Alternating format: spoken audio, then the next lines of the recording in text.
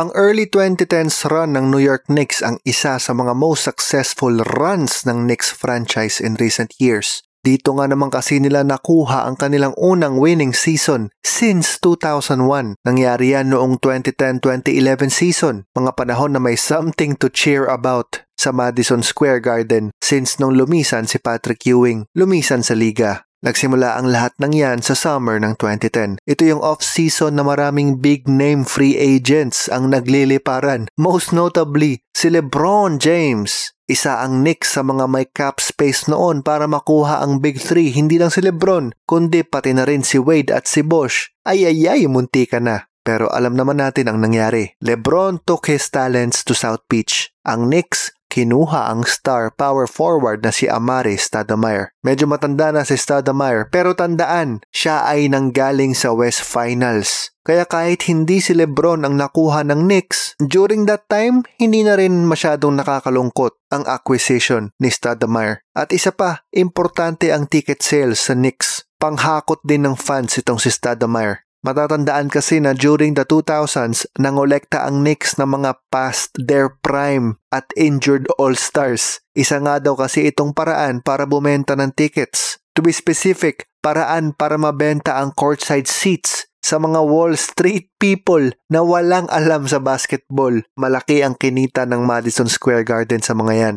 Nasa listahan ng mga players na yun sina Penny, Steve Francis, Marbury at sa taon lang bago dumating si Stoudemire, naroon din si T-Mac. Yan din ang inaasahan na role ni Stoudemire, panghakot tickets lang daw pero laking gulat na lang ng mga tao na magbigay ng MVP number si Amar'e Stoudemire sa Knicks. Naging above .500 din ang record nila na may magandang kontribusyon mula sa players gaya ni na Raymond Felton, Wilson Chandler at Danilo Gallinari.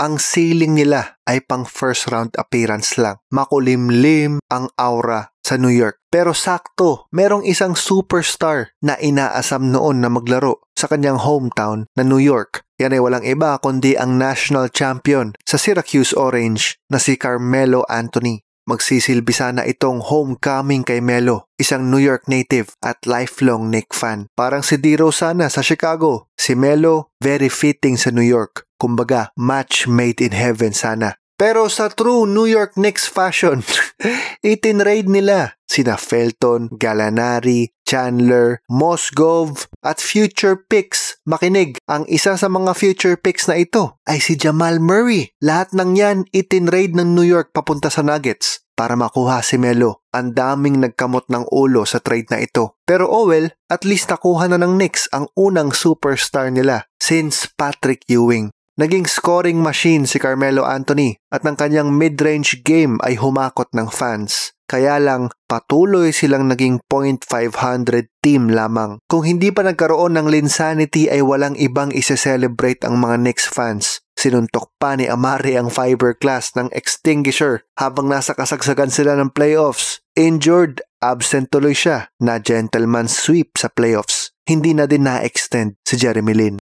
Sa sumunod na taon, laking gulat ng lahat na nagkaroon ng resurgence ang Knicks. Laking tulong ang pagdating ng mga veterans na sina Jason Kidd, Kenyon Martin at Rasheed Wallace. Nagkaroon kasi ng balanse ang roster. Dito nila nakuha ang kanilang unang Atlantic Division title since 1994 at unang 50-win season since 2000. Things are looking up. Naging pangalawa sila sa East. Kaya lang, natalo sa Indiana Pacers in 6 games. Isa itong upset. Literal na pinigilan ng Pacers ang Knicks. Parang yung butata ni Roy Hibbert kay Melo. Iconic. Ito na rin ang peak ng Carmelo Anthony era sa New York. Nakuha man nila si Phil Jackson bilang presidente, hindi ito nag-translate sa court success. Pinakapanalo na nga lang siguro nila sana ay yung ma-draft nila ang kanilang unicorn na talagang gumulat sa lahat na si Kristaps Porzingis. Binubu pa nila sa draft day pero ang laki ng ibinigay sa New York. Pero pati siya,